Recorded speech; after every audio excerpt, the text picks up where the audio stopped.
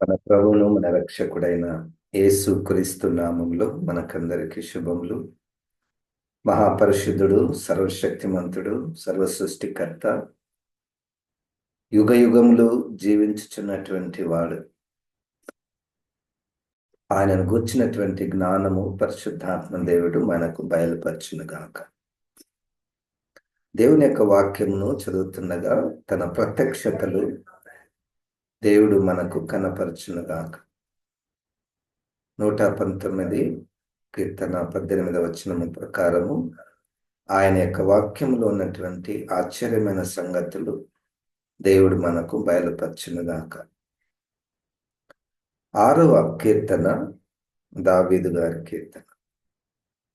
ఈ కీర్తన అంతా కూడా 10 వచనాలలో చదివిన తర్వాత ఒక మాట నాకు గుర్తుకొచ్చినది. గాయము చేయువాడు, గాయము మాన్పువాడు ఆయనే. గాయం చేయువాడు, గాయము మాన్పువాడు. కీర్తనకారుడు దావీదు గారు దేవుని భక్తుడు. తన జీవితంలో ఒక తీవ్రమైనటువంటి శ్రమ, బాధ గుండా వెళ్ళినటువంటి సందర్భము ఈ కీర్తనలో మనం చూస్తాము. అయితే ఆ బాధకు, ఆ దుఃఖానికి కారణము దేవుడే అన్నట్టుగా మనము ఇక్కడ చూస్తున్నాం. గాయం చేయువాడు, గాయము మాన్పువాడు. మొట్టమొదటగా మొదటి వచనంలో మనము దేవుని యొక్క అత్యంత ఉగ్రత అనే పదం రాశారు. చూడండి, ప్రధాన గాయకునికి అష్టమ శృతి మీద తంతివాద్యములతో పాడదగినది దావీదు కీర్తన. యెహోవా నీ కోపము చేత నన్ను గద్దింపకుము, నీ ఉగ్రతతో నన్ను శిక్షింపకుము. గద్దించుట, శిక్షించుట, గద్దించుట, శిక్షించుట. దేవుడు గద్దించుట, శిక్షించుట. ఎందుకు? ఈ మాట చదువుతున్నప్పుడు వెంటనే 2వ తిమోతికి పౌలు గారు వ్రాసినటువంటి పత్రికలో 17వ వచనంలో 16వ వచనంలో దైవజనుడు సన్నద్ధుడై ప్రతి సత్కార్యమునకు పూర్ణముగా సిద్ధపడి ఉండునట్లు దైవావేశము వలన కలిగిన ప్రతి లేఖనము ఉపదేశించుటకును, ఖండించుటకును, తప్పుదిద్దుటకును, నీతియందు శిక్ష చేయుటకును ప్రయోజనకరమై ఉన్నది. గద్దించుట, ఖండించుట, శిక్షించుట అది దేవుని భక్తులకు ప్రయోజనకరము. అది దేవుడు చేస్తున్నాడు, ప్రయోజనకరము. దేవుని యొక్క ఆ శిక్ష, గద్దింపు అది ప్రయోజనకరము. తర్వాత ఇది దేవుని యొక్క ఉగ్రత. ఈ ఉగ్రతలో, ఈ శిక్షలో అత్యంత దుఃఖము గుండా వెళ్ళినటువంటి భక్తుడు చూడండి 2వ వచనం నుండి, యెహోవా నేను కృషించి ఉన్నాను, నన్ను కరుణించుము. యెహోవా నా ఎముకలు అదురుచున్నవి, నన్ను బాగు చేయుము. నా ప్రాణము బహుగా అదురుచున్నది. యెహోవా నీవు ఎంతవరకు కరుణింపకయుందువు? యెహోవా తిరిగి రమ్ము, నన్ను విడిపింపుము, నీ కృపను బట్టి నన్ను రక్షించుము. మరణమైన వారికి నిన్ను గూర్చిన జ్ఞాపకం లేదు, పాతాళంలో ఎవరు నీకు కృతజ్ఞతాస్తుతులు చెల్లించుదురు. అంటే ఈయన స్థితి ఎలా ఉందంటే, ఇంకా చనిపోతాను, అసలు శరీరంలో చాలా బలహీనత ఏర్పడింది, ఇంకా చనిపోతే నేను స్తుతించలేను అన్నట్టు. 6వ వచనంలో నేను మూలుగుచు అలసి ఉన్నాను, ప్రతి రాత్రియు కన్నీరు విడుచుచు నా పరుపు తేల చేయుచున్నాను. నా కన్నీళ్ల చేత నా పడక కొట్టుకొని పోవుచున్నది. విచారము చేత నా కన్నులు గుంటలు పడుచున్నవి, నాకు బాధ కలిగించు వారి చేత అవి చివికి ఉన్నవి. సో ఇవంతా కూడా దావీదు గారు అక్కడ ఒక మాట చూడండి, 7వ వచనంలో, నాకు బాధ కలిగించు వారి చేత. అంటే ఇక్కడ ఒక భక్తుడు ఒకవైపు ఉన్నాడు. ఈ భక్తుణ్ణి కొంతమంది బాధ పెడుతున్నారు. ఆ బాధ పెట్టే వారిని చూచి ఈయన దాన్ని ఎట్లా అర్థం చేసుకున్నాడంటే, దేవుడే తన కోపాన్ని ఈ విధంగా నా మీద చూపిస్తున్నాడు. చూడండి, ఇది ఒక బైబిల్లో ఒక సూత్రం. దేవుడు నన్ను ఎట్లా శిక్షిస్తాడు అంటే, శత్రువుల ద్వారా నన్ను శిక్షించుట. అది మనకు బైబిల్లో స్పష్టంగా, మీరు నా మాట వినకపోతే నేను మీ శత్రువులకు అప్పగిస్తానని. క్రీస్తుకు పూర్వము 722వ సంవత్సరంలో ఇశ్రాయేలీయులను మీదికి అశ్షూరీయులను దేవుడు పంపించాడు. యెషయా గ్రంథము 10వ అధ్యాయంలో అశ్షూరీయులు ఒక శత్రువులుగా ఇశ్రాయేల్ మీదకి వచ్చి వాళ్ళని చెరలోనికి తీసుకుని వెళ్తారు. అదే క్రీస్తుకు పూర్వం 586వ సంవత్సరంలో బబులోనీయులు శత్రువులు వచ్చి యూదులను చెరలోనికి తీసుకొని పోతారు, దేవాలయాన్ని పడగొడతారు. అప్పుడు దేవుని ప్రజలు దీన్ని ఎట్లా చూస్తున్నారు అంటే, ఇది దేవుని ఉగ్రత, ఇది దేవుని శిక్ష, ఇది దేవుని కోపము అని దానియేలు గ్రంథము 9వ అధ్యాయంలో దానియేలు గారు అది గుర్తిస్తాడు. అదేవిధంగా యెహెజ్కేలు గ్రంథంలోను, యిర్మీయా గ్రంథంలోను దేవుడు తన శత్రువులను పంపించి మనల్ని శిక్షిస్తాడు, గద్దిస్తాడు. అందుకని ఈయన దేవుని వైపుకు, నన్నెందుకు నువ్వు ఈ విధంగా శిక్షిస్తున్నావు, ఇక చాలు అని మొదటి వచనంలో, నీ కోపము చేత నన్ను గద్దింపకము, నీ ఉగ్రత నన్ను శిక్షింపకము. ఇది ఒక కోణము. ఎవరైనా నిన్ను బాధ పెడితే, ఎవరి ద్వారానైనా నాకు శ్రమ వస్తే దాన్ని దేవునికి కనెక్ట్ చేయడం. దేవుడి ఎందుకు మనం కనెక్ట్ చేయాలి అంటే, దేవుడి అనుమతి లేకుండా ఏది జరగదు అని మన విశ్వాసం. నేను దేవుని బిడ్డను, దేవుడి అనుమతి లేకుండా ఏది జరగదు. అందుకనే దావీదు గారు అబ్షాలోమునకు భయపడి అరణ్యములోనికి పారిపోతున్నప్పుడు కొంతమంది మందసాన్ని తీసుకొని వస్తారు. మన మందసాన్ని కూడా మనతో పాటు తీసుకొని వెళ్దామంటే దావీదు గారు వద్దంటాడు. ఇది దేవుని ప్రణాళిక ప్రకారం జరుగుతుంది. దేవుని చిత్తం అయితే మరలా దేవుడు మన రాజ్యాన్ని మనకి ఇస్తాడు అని ఆయన ముందుకు ఆ శ్రమ గుండా వెళ్ళినట్టు, ఇది దేవుడు అనుమతి ఇచ్చాడు అన్నటువంటి భావన. అది ఒక సూత్రాన్ని మనం ఈరోజు మొదటి పాఠముగా మనం గ్రహించాలి. ఎవరైనా మన మీద రేగుతున్నప్పుడు, మనల్ని శ్రమ పెడుతున్నప్పుడు, బాధ పెడుతున్నప్పుడు, ఆ విషయాన్ని దేవుని ద్వారా, దేవుని కోణంలో, దేవుని దృష్టిలో అది జరుగుతుంది అన్నటువంటిది ఒక కోణంలో మనము గుర్తించుట మంచిది. ఇంత దుఃఖము, అత్యంత దుఃఖము గుండా వెళ్ళినటువంటి సందర్భము.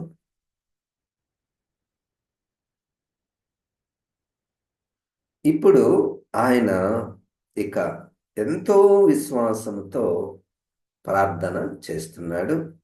ఆ ప్రార్థనలో మనం గమనిస్తే విశ్వాస సహితమైనటువంటి ప్రార్థన.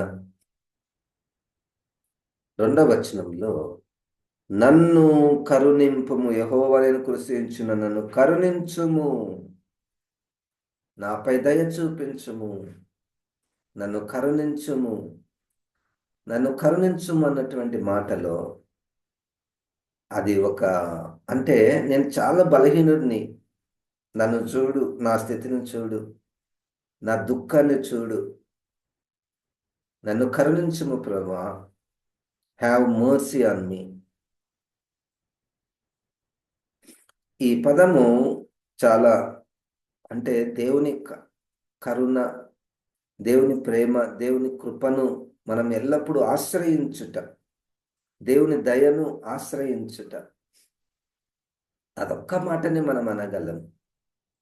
మనం ఏదో ఏమంటారు, ఒక హక్కు మాదిరి మనం దేవుని దగ్గర చేయలేము.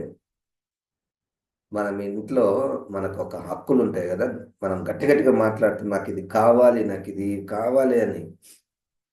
కానీ ఇక్కడ దేవుని దగ్గర మాత్రం మనము, దేవా నాపై కరుణించి నన్ను బాగు చేయము, నాపై దయ చూపించి నన్ను, నాకు సహాయం చేయు. మనల్ని చూస్తే దేవునికి దయ కలిగినప్పుడు దేవుడు మనల్ని స్వస్థపరుస్తాడు, ఆ బాధల నుంచి ఆయన విడిపిస్తాడు. 4వ వచనంలో, అంటే ఈయన ప్రార్థన, యెహోవా తిరిగి రమ్ము, నన్ను విడిపింపుము, నీ కృపను బట్టి నన్ను రక్షించు, నన్ను కరుణించుము, నీ కృపను బట్టి నన్ను రక్షించుము. కృప, ఇంతకుముందే మనము ఇదే కీర్తనల గ్రంథంలో 3వ, నా నీతికి ఆధారమగు దేవా అన్నటువంటి మాటను మనము జ్ఞాపకం చేసుకున్నాము. అట్లే కృప ద్వారా రక్షణ, కృప ద్వారా రక్షణ.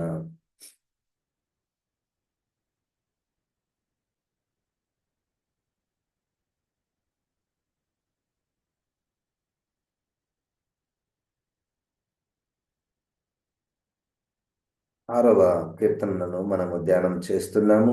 యెహోవా తిరిగి రమ్ము, నన్ను విడిపింపుము, నీ కృపను బట్టి నన్ను రక్షించుము. తిరిగి రమ్ము అన్న పదములో ఏముందంటే, దేవుడు దూరంగా వెళ్ళిపోయాడు, నా మీద దేనికో కోపం వచ్చింది, ఏదో జరిగింది, అందుకనే శత్రువులను పంపించాడు, నన్ను వదిలిపెట్టి వెళ్ళిపోయాడు.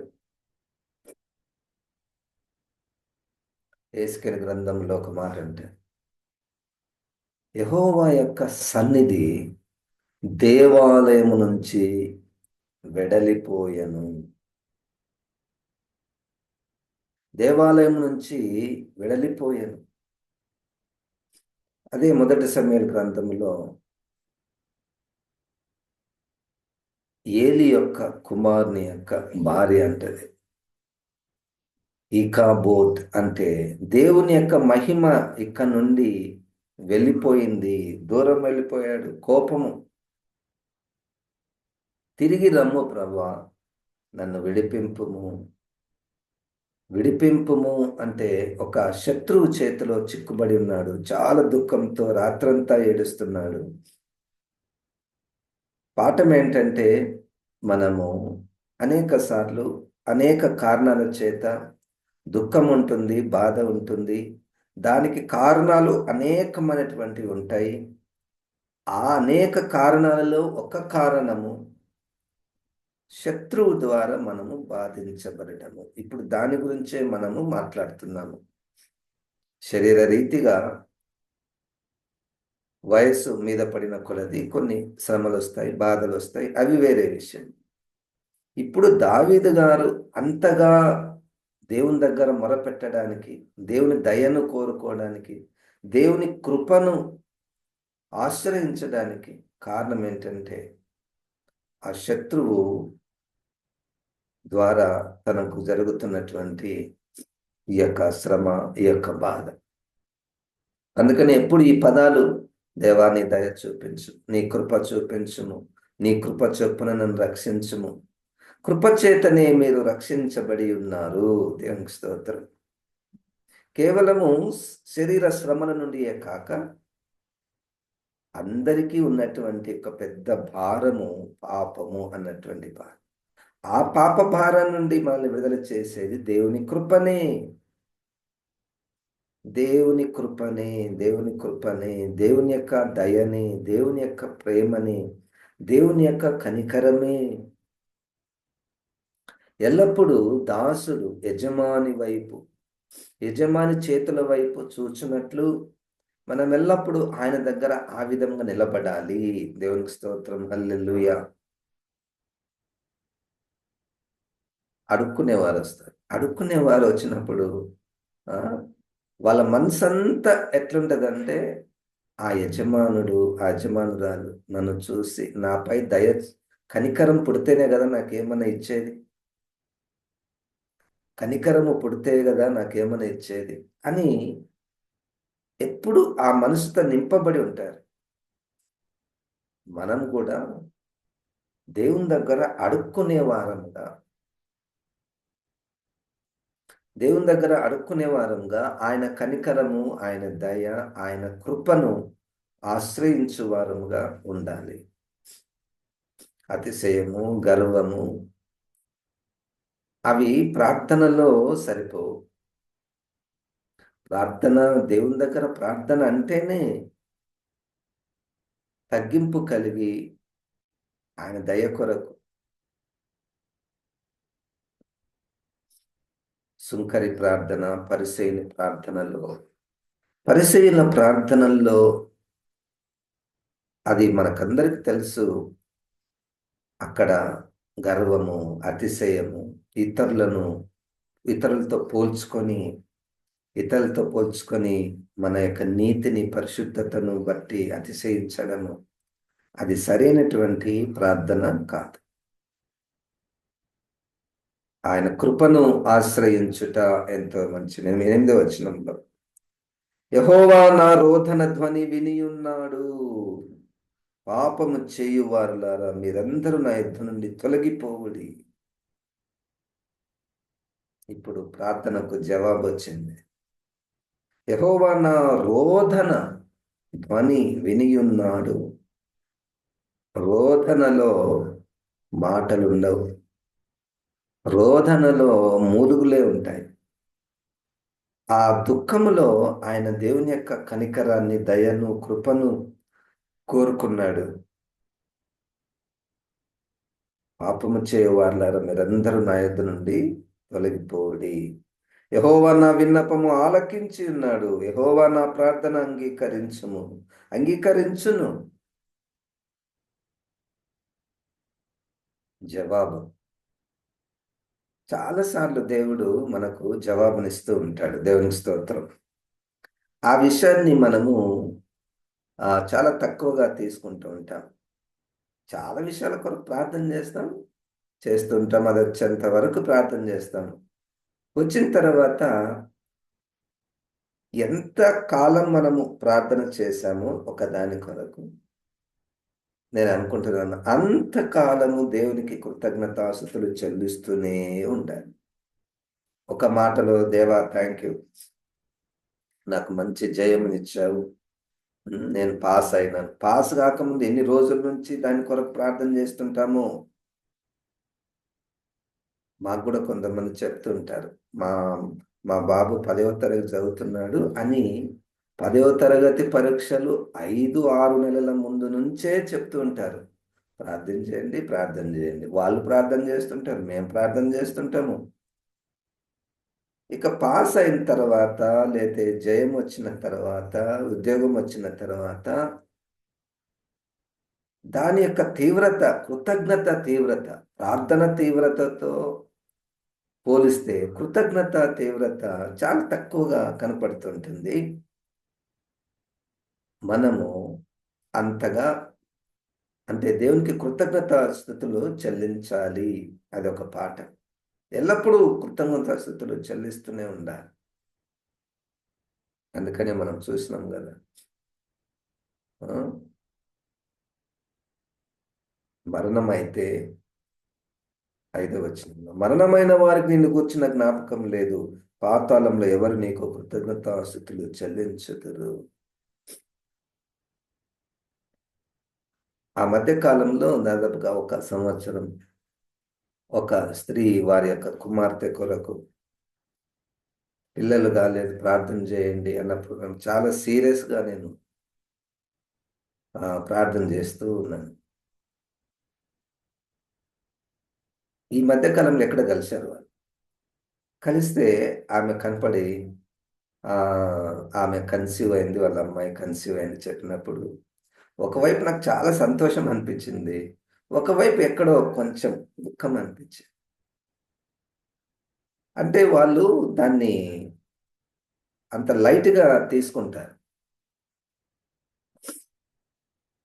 దేవుడు చేసినటువంటి కార్యమును, ఆ ప్రార్థనకు జవాబు వచ్చినప్పుడు దాన్ని మనం చాలా సీరియస్గా హృదయంతో కృతజ్ఞతాస్థుతులతో, ఈ కృతజ్ఞతాస్థుతులను కూడా కేవలం ఒక మీటింగ్ పెట్టి లేకపోతే అందరికి దేవుడు మా కార్యం చేశారు రండి అని భోజనాలు పెట్టి పంపించడం మాత్రమే కాదు.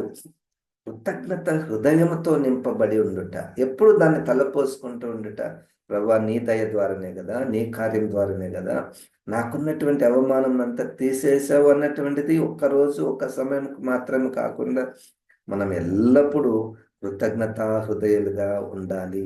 ఇట్లా మనం దీనిలోనికి వస్తే ఇక రోజు కృతజ్ఞతలే. ఎందుకంటే ఎన్ని కార్యాలు నా జీవితంలో, ఎన్ని అద్భుతాలు నీ జీవితంలో, ఎన్ని స్వస్థతలు నా జీవితంలో, ఎన్నిసార్లు అపాయం నుంచి కాపాడాడు నీ జీవితంలో, అవన్నీ జ్ఞాపకం చేసుకుంటూ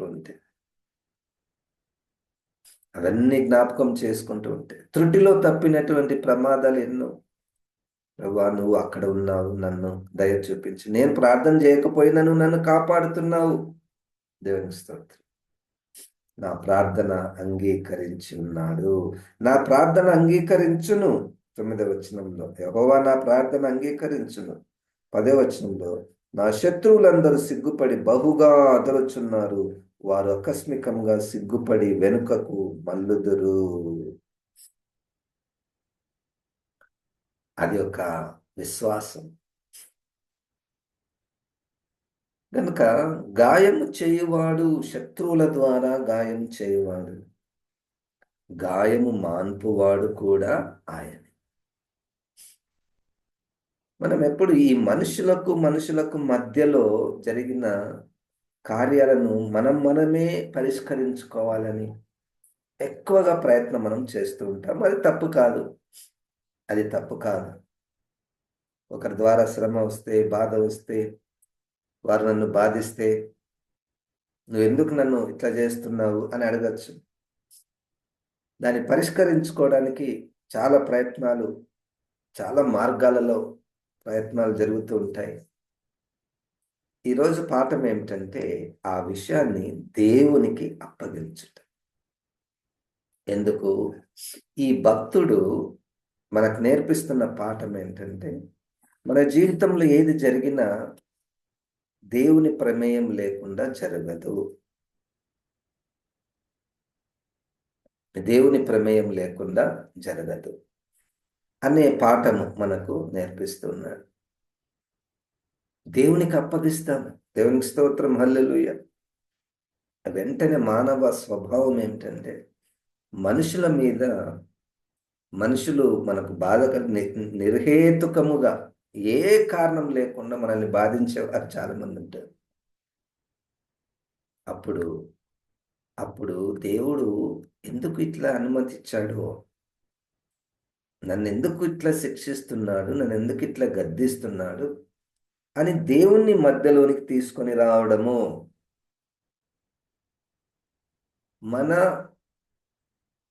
మన సంబంధాలన్నిటిలో దేవుడు, మన మన మన అఫైర్స్ అన్నిటిలో దేవుడు. కనుక క్రీస్తు నీ వెంబడిస్తున్నటువంటి వారి జీవితంలో ఏది జరిగినా దాన్ని దేవుని దగ్గరికి తీసుకొని వెళ్ళడము, దేవుని కోణంలో, దేవుని యొక్క కోణం నుండి దాన్ని చూడడము, అది వాక్యము మన నుంచి కోరుకునేటటువంటిది. దేవుడు నా ప్రార్థన ఆలకించు. ఎందుకు? నేను ఆయన దయను, ఆయన కనికరాన్ని, ఆయన కృపను నేను ఆశ్రయిస్తున్నాను. ఎప్పటికైనా జవాబు నాకు ఆయన దగ్గర నుంచి రావాలి. అది చాలా చాలా బాగుంటుంది. నేను పరిష్కరించుకున్నట దాంతో పోలిస్తే దేవుని యొక్క పరిష్కారము చాలా అద్భుతంగా ఉంటుంది, విచిత్రంగా ఉంటుంది. శత్రువులు వాళ్ళంతకు వాళ్ళు పారిపోతారు. లేకపోతే ఎప్పుడు మన మనసులో శత్రువులను నింపబడుతుంటారు. ఎందుకు ఆమె ఇట్లా చేసింది? ఎందుకు ఆయన ఇట్లా చేశాడు? హ్మ్. అసలు నేనేం చేయలేదు. వాళ్ళే నా మీద పడుతున్నారు. వాళ్ళు నన్ను బాధిస్తున్నారని శత్రువుల యొక్క వాళ్ళు చేసే పనులతో మన మనసంతా నింపబడి చాలా కలవరపడిపోయి, దానివల్ల మనం అనారోగ్యం పాలై, దానివల్ల మనం ఇతర కుటుంబ సభ్యులతో దాన్ని పంచుకోవడము, రకరకాలైనటువంటి ఆ శ్రమలు ఇంకా ఎక్కువైతాయి. శత్రువు గురించి ఎక్కువగా ఆలోచిస్తుంటే, వాళ్ళు చేసే పనులు ఎక్కువగా ఆలోచిస్తుంటే శ్రమలు ఇంకా ఎక్కువైతాయి. అందుకని దానికి శత్రువు ఒక శత్రువు మనల్ని బాధ పెడితే మనము ఎదురుపోకుండా ఇంకొక వైపు దేవుడున్నాడు. ఆయన వైపు యేసుక్రీస్తు కూడా శత్రువుకి ఎదురు పోకండి అంటాడు. శత్రువుకి ఎదురు పోకూడదు ఎప్పుడు. వాడు మన వైపు పరిగెత్తుకుంటూ వస్తుంటే మనము దేవుని వైపుకు పరిగెత్తాలి. అది ప్రార్థనలో జరుగుతుంది. అది ప్రార్థనలో ఆయన ఆయన కృపను ఆశ్రయించుటలో, ఆయన కనికరాన్ని ఆశ్రయించుటలో అది జరుగుతుంది. ఏది ఏమైనా చివరికి గెలుపు యేసుక్రీస్తుదే. యేసుక్రీస్తే మనకు జయంనిస్తాడు. ఎంత జయం అంటే మరణమైన అది జయంగానే భావించే స్థాయికి తీసుకుని వస్తాడు. అందుకని మనం చూసాం కదా, ఇరుకులో విశాలత కలుగ చేస్తాడు. ఇరుకులో విశాలత కలుగ చేయువాడు మన దేవుడు. జైల్లో వేసిన సంతోషాన్ని పుట్టించేవాడు. అసలు శత్రువులకు అర్థమే కాదు. అట్టి పరిస్థితిని చూసి ఇంకా వీళ్ళని ఏం చేసినా వీళ్ళు ఇంకా ఆశీర్వాదాలకే దారి తీస్తున్నాయి. మనం వీళ్ళని ఎంత ఇబ్బంది పెడితే అంతగా వీళ్ళు ఆశీర్వదించబడుతున్నారు అనే భావన వచ్చి వాళ్ళు దూరంగానే వెళ్ళిపోతారు. దేవునికి స్తోత్రం, హల్లెలూయా. ఇట్టి కార్యాలన్నీ నీ జీవితంలో జరిగాయి. ఇట్టి కార్యాలన్నీ నా జీవితంలో జరిగాయి. ప్రస్తుతం వింటున్న సమయానికి శత్రువుల ద్వారా, పాపుల ద్వారా మనకు జరుగుతున్నటువంటి శ్రమలు, ఇరుకులు, ఇబ్బందులలో దేవుని యొక్క కనికరాన్ని, కృపను మనము ఆశ్రయించుదాము. పరిశుద్ధాత్మ దేవుడు అట్టి కృపను మనకు దయచేయునుగాక. ఆమేన్. ప్రార్థన చేసుకుందాం. జీవం గల దేవ, వాక్యమైన ప్రభువా, ఈ మాటలను ప్రభువా నా మనస్సులో, నా హృదయంలో వ్రాయుము. మా అందరికీ నాయన ఈ మాటలు మరలా గుర్తు చేయుము. మేమెల్లప్పుడు నాయన కృతజ్ఞత హృదయులై ఉండుటకు సహాయం చేయుము. శత్రువు సమీపించినప్పుడు నీ వైపుకు మేము వచ్చుటకు అట్టి మనస్సును మాకు దయచేయమని యేసు క్రీస్తు నామమున ప్రార్థిస్తున్నాము తండ్రి. ఆమేన్. ఇప్పుడు మన పరమ తండ్రి అయిన దేవుని యొక్క ప్రేమ, ప్రభు అయిన యేసు క్రీస్తు యొక్క కృప, పరిశుద్ధాత్మ దేవుని యొక్క సహవాసం మనకందరికీ సదాకాలము తోడయుండును గాక. ఆమేన్. ఆమేన్.